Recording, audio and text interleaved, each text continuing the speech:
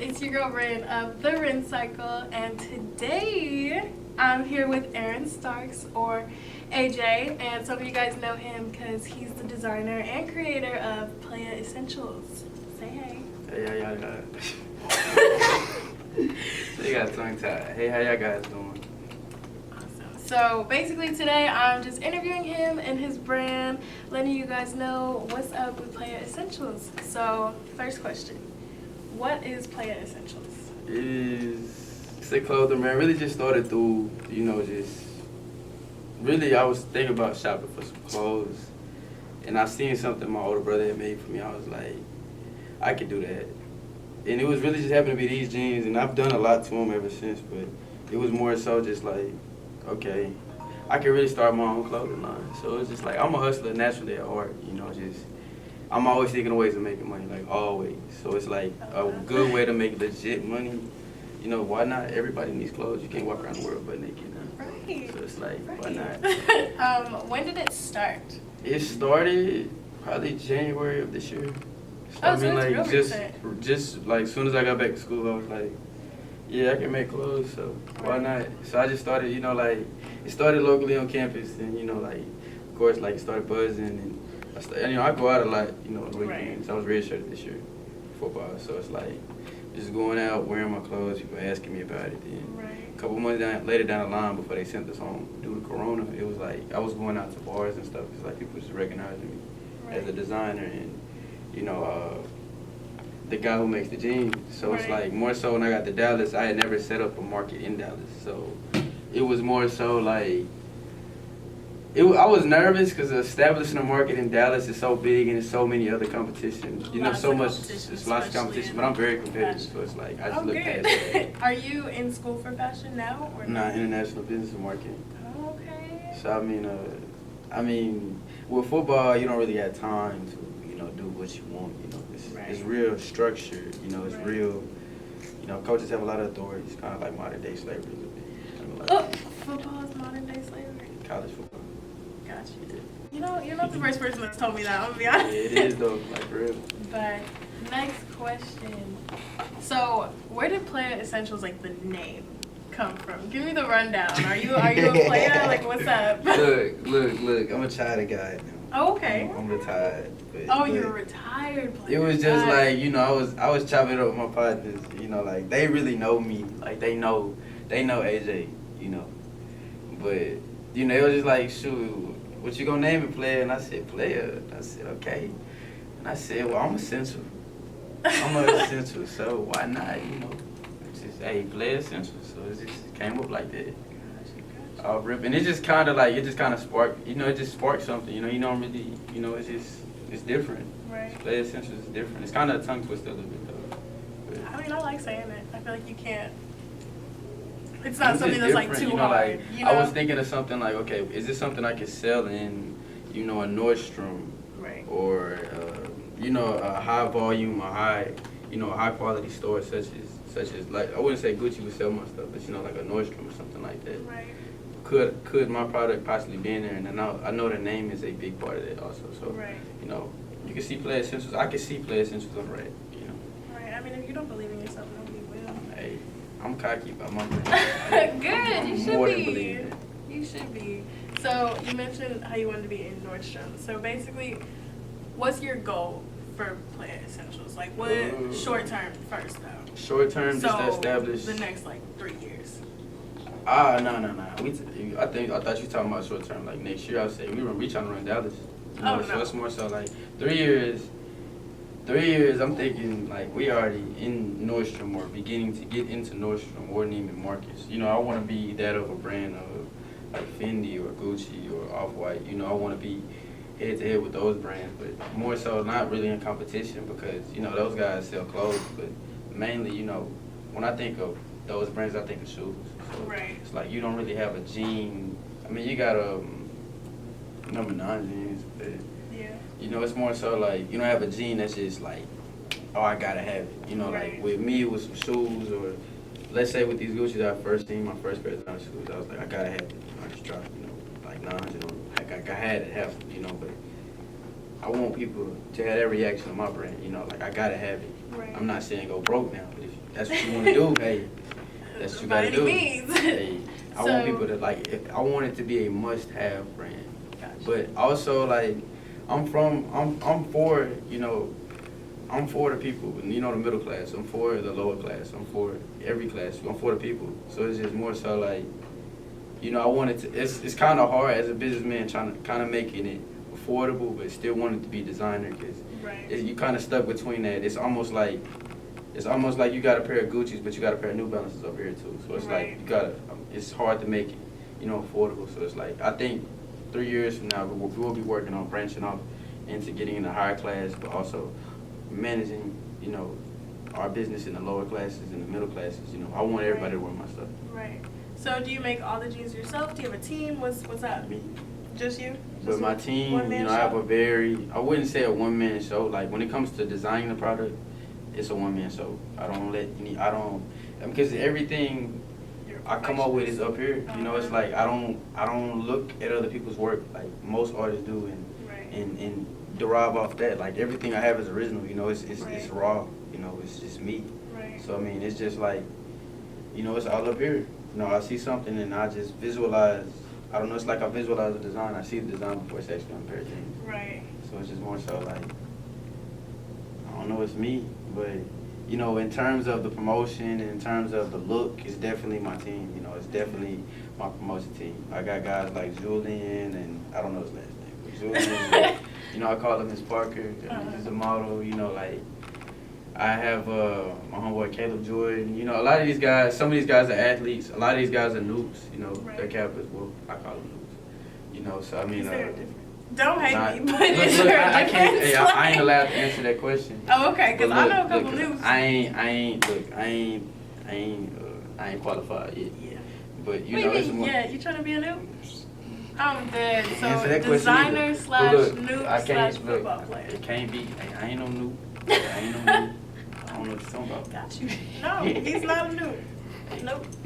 But look, it's just more so like, you know, I'm starting to open it up and change, you know, the look of it. So it's like, I use noobs because my pops is a noob, you know, and I was raised around them. So it's more so like, it's a familiar face, you know, it's a familiar culture. Right. Then with, you know, all of my women models, all of my female models are very pretty. So it's like, I love beautiful women. So it's like, I want to see them in my gear. And, you know, with the athletes I use, I feel like athletes, especially NCAA athletes, aren't, you know, valued enough, especially Division 2s and, you know, low Division 1s, they're definitely aren't valued. You know, like I said, we're treated like a piece of meat. So it's more so like, you know, why not show them something they could possibly be interested in? So it's like modeling. A lot of my guys are, you know, athletes. A couple of them are, you know, just hustlers like me.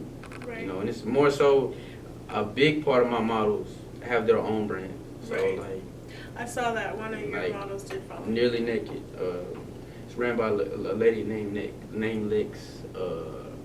She goes to UNT, and you know she makes lingerie. I've seen her make a pair of jeans. You know, like she's very creative. And I have another artist named Melinda. You know, she's very creative also. She does shoes. You know, she has done clothing. You know, and I have another guy named Jackson Dillon. You know, they have their own brand. It's called Royal Brand. So I mean, Royal Breed. My fault. He's probably gonna be pissed at me for saying that. Royal Breed. You know, they're just like me, you know. They make clothing also. Right. So it's like, you know, I bring all these creators together because they're all have the same. We all have the same mutual mindset. It's not just a hustler mindset. So I want to ask so that people can like get to know you better specifically. So, what are some words that you would use to describe yourself? Like, who is Aaron? Relentless. Very hard working. I can't be outworked. I look at life totally different. When you've been through, you know, struggles at a young age, and you had to understand stuff at a younger age, and you had to go through, you know, adult problems at a younger age, it kind of makes you look at life totally different from a different aspect. So for me, I look at life as time, you know, a clock. You know, one day that you gotta punch it. You know, one day it's over. So it's like, why not go hard every day?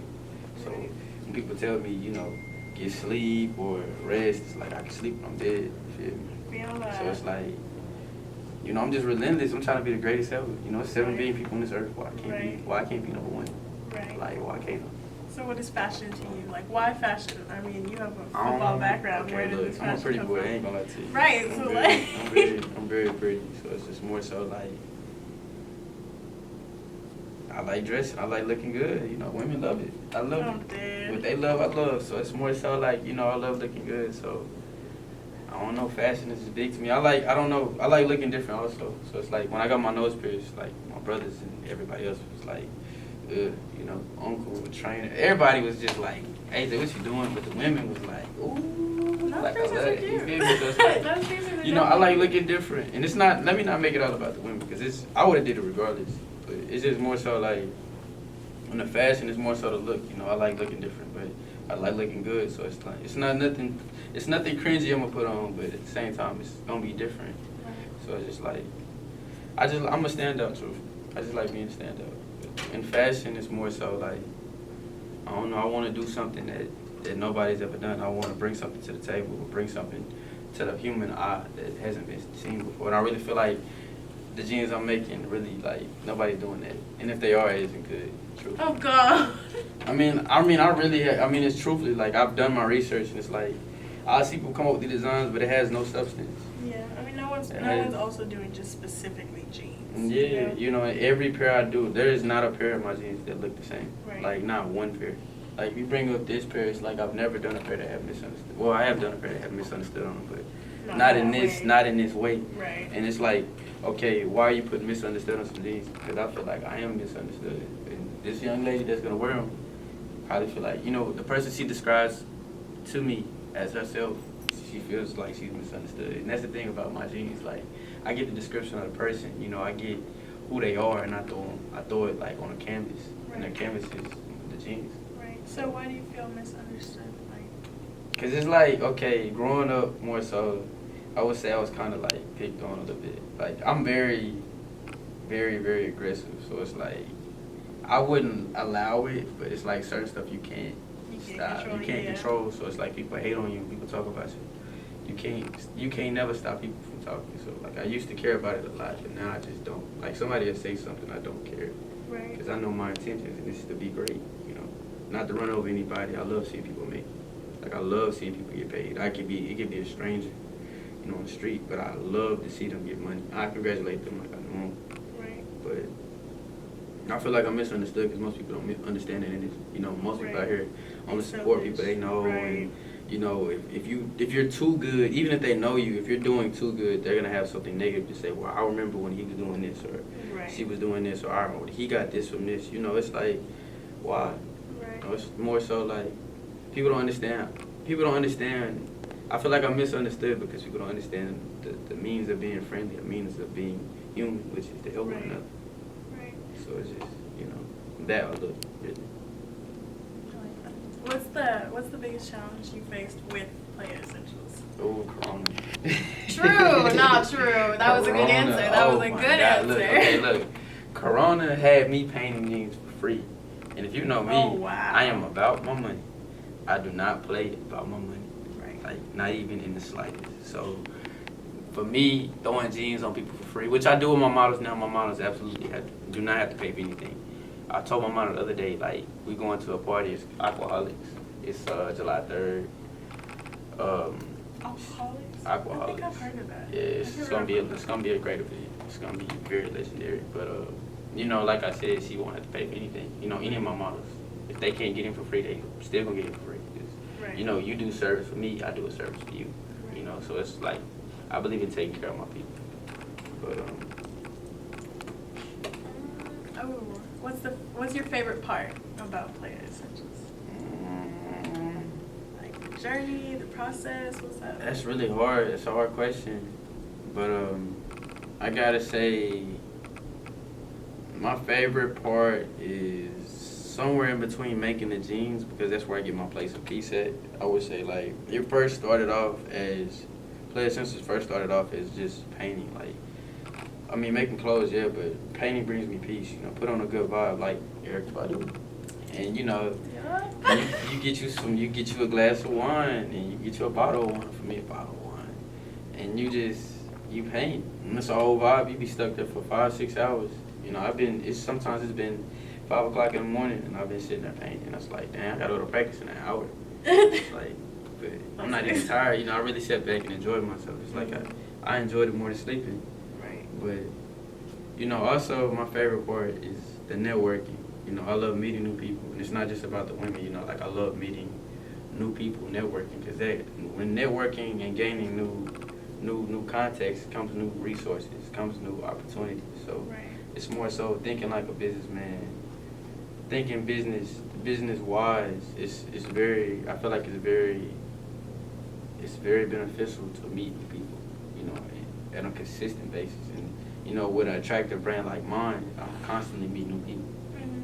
Even if I'm doing a pair of jeans for them, you know, we gotta communicate. So I mean, it's always finding interest. Okay, what do you do? Okay, this is what you do. Okay, and I always kind of mold it in my mind. How could this be a benefit to me? How could I be a benefit to them? Of course, but in this world, everybody's using somebody. Like you're not. It's simple and plain. It sounds bad, but you have to use somebody to get where you're going. Everybody's a stepping stone at some point in their life. Bill Gates, the richest, one of the wealthiest men, is a stepping stone. You know, so everybody, I'm gonna use my stepping stones, and I'm gonna be a stepping stone. So it's like I think I'm somewhere stuck between networking and meeting new people, and designing the things. Right. Getting the money is the byproduct. Well, everybody likes getting it. Everybody likes it. Yeah. I love it though. So, final question. Basically, just do you have any tips for anybody that's trying to get out there, or just like, you know, have confidence in what they're doing, their brand? Just any advice for not, you know, giving up when it gets hard and just maneuvering around life with it? Okay, so my advice to anybody who is chasing anything: outwork everybody. Like your work ethic is top tier. Has to be. Everything. You could be. I put it in terms of football because I play it. You could be the sorriest route runner, the sorriest ball catcher, the sorriest weightlifter, you know, the most non-aggressive athlete there is on this planet Earth. But if you can work hard, you're going to get somewhere. You know, work ethic it's all about effort. You know, if you put in effort, you can get anywhere you want to be. Because with effort and with work ethic comes progression. When you take a couple shots at the chin, you'll learn to duck next time. So it's more so, you know, work ethic, work hard, you know, study your content, whatever it is. If it's a playbook, study a playbook. If it's a pair of jeans, study how to do them jeans better than, you know, number 9 jeans or any designer brand out here. You know, figure out what your competition is doing and do it better. You know, but also don't be a hater. Last thing to do is hate. Don't hate. Don't throw shade on anybody, and keep your energy good. And I know in the city of Dallas, hate is huge. Huge! I think in Dallas, that's one topic I definitely want to speak on. Like, in the city of Dallas, there's not enough unity. Like, everybody's always at each other's necks. Like, I feel like with me, I didn't have to reach out to other brands to help them. They didn't have to help me. But we got that relationship now to where we're locked in. I feel like I couldn't break a connection with them. So, I feel like if there's anything you're chasing, chase unity also, because that comes with more connections. Dallas, one thing needs to evolve to is unity, because we don't have any of it, especially in the black community. We're all at each other's necks trying to make it. And really, that's why barely any of us make it, because we're always pulling each other down. So, I mean, you look at cities like Atlanta or, you know, New York, everybody eating, because everybody uplifting each other. So, I mean, but in terms of somebody chasing something and wanting to be something, just work hard, study. Work hard and study. Stay focused. Don't let anything distract you. Limit your distractions, because we all have them, but limit them. But you know, I feel like that's really it when it comes to it. With me, it's just be relentless. Be relentless. Be relentless. You heard it here, guys. Aaron AJ Starks said, "Be relentless." Be relentless. Thank you for letting me interview you. Thank you for interviewing me today. Say bye to the camera. Hey.